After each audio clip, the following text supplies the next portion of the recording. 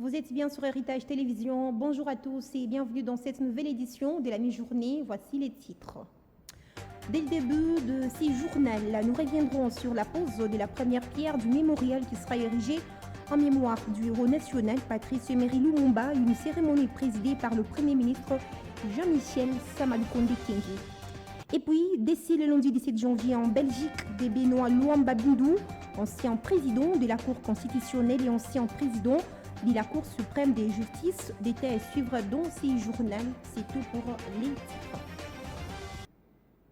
Bienvenue à tous si vous nous rejoignez sur la télévision à Grande Vision. À la une de l'actualité, le chef du gouvernement central, Samalukonde, a posé la première pierre du mémorial qui sera érigé en mémoire du héros national Patrice Emery Lumumba.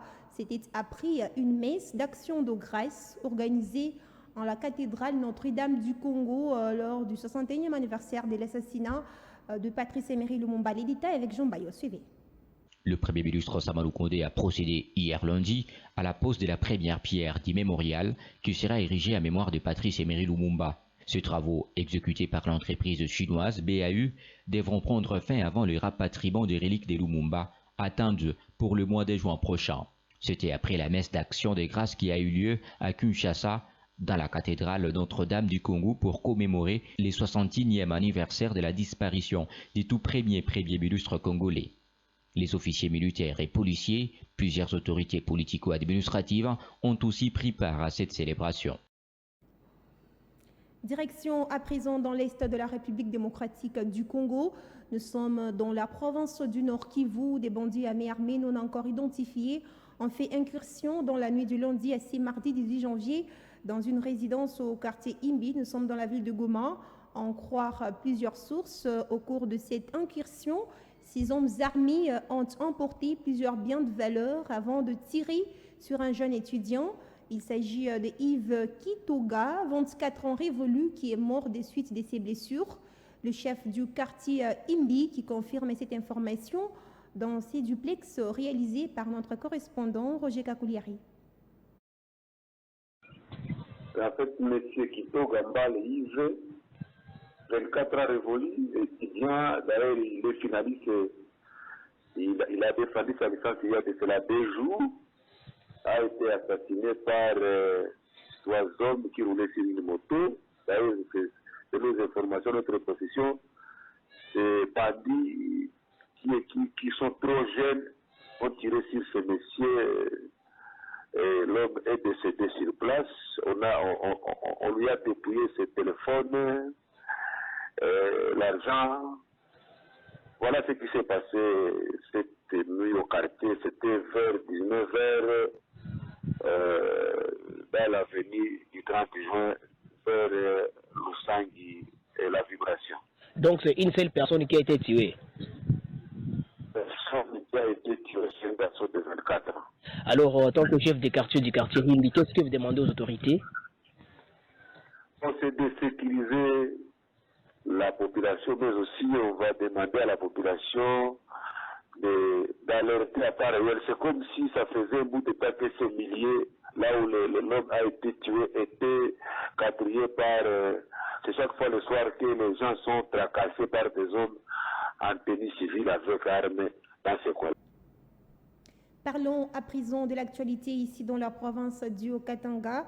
2 députés nationaux ont été brutalisés ce mardi 18 janvier par les éléments de la police lors d'une marche annulée par la mairie de Lubumbashi, mais que les organisateurs ont tenu à organiser pour exiger la libération du pasteur Daniel Ngoï-Moulonda, justement ancien président de la Commission électorale nationale indépendante, CENI, en prison depuis maintenant 1 année. La FBC de Néné Nkoulou avait annoncé une marche ce mardi à Lubumbashi dans le Haut-Katanga pour exiger la libération du pasteur Ngoï-Moulonda. Le maire de la ville de Lubumbashi, Robert Lubaba Boulouma, est descendu sur le lieu à la place Forest pour réitérer l'annulation de la première autorisation qu'il a donnée pour raison de sécurité. Dans le forcing, la police a lancé des gaz lacrymogènes pour disperser les manifestants. Page noire dans ces journaux. Vous l'avez certainement connu, Benoît Luamba Bindu, ancien président de la Cour constitutionnelle et ancien président de la Cour suprême de justice, est décédé. C'était hier lundi 17 janvier en Belgique. L'information est confirmée par des sources proches de sa famille. Jusque-là, la cause du décès n'a pas été communiquée. En juillet 2020, Benoît Luamba Bindu avait démissionné à la tête de la Cour constitutionnelle au poste qu'il avait occupé depuis 2014. Il s'était alors rendu à Bruxelles en vue de se faire soigner. Sa démission avait alors enclenché le processus de mise en place de nouveaux dirigeants de la plus haute cour. Il était sous les sanctions des États-Unis. Les autorités américaines évoquaient son implication dans une corruption importante et des abus ou atteintes à la démocratie. Avant de refermer ce journal, on parle information au-delà de nos frontières. Nous sommes au Soudan où cette manifestation anti-putsch ont été réprimées le 17 janvier dernier pendant que les revendications se poursuivent dans le pays contre le pouvoir militaire qui ne faiblit pas depuis le putsch du général Abdel Fattah al-Burhan fin octobre. Les explications de Pierre Caboué. Ils ont été des centaines de Soudanais dans les rues de Khartoum et dans d'autres régions du pays pour réclamer la remise du pouvoir aux civils.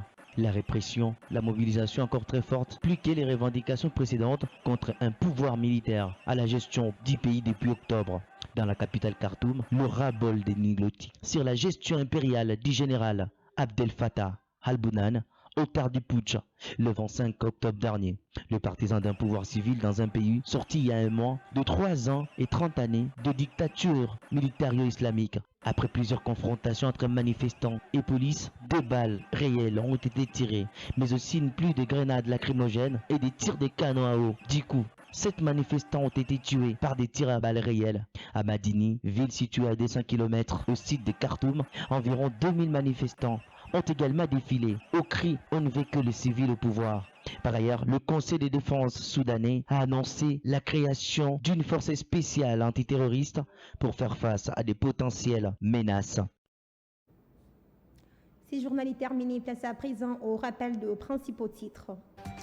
Vous avez suivi dès le début de ce journal la pose de la première pierre du mémorial qui sera érigé en mémoire du héros national Patrice Emery Lumumba, une cérémonie présidée par le chef du gouvernement central Jean-Michel Sama Lukonde Kinzo. Et puis décès le lundi 17 janvier en Belgique de Benoît Luamba Bindu, ancien président de la Cour constitutionnelle et ancien président de la Cour suprême de justice. Vous avez suivi les détails dans ce journal. C'était l'édition de la rédaction. Merci à tous de l'avoir suivi partout à travers le monde. Prenez soin de vous.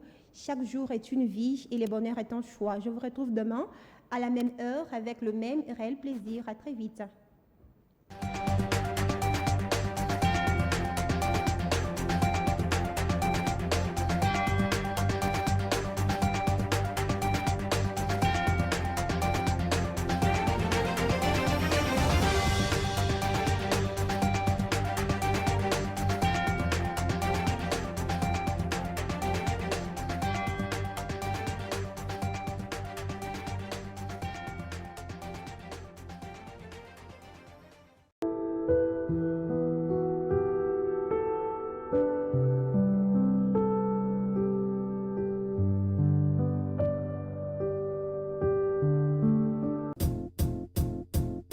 It might seem crazy.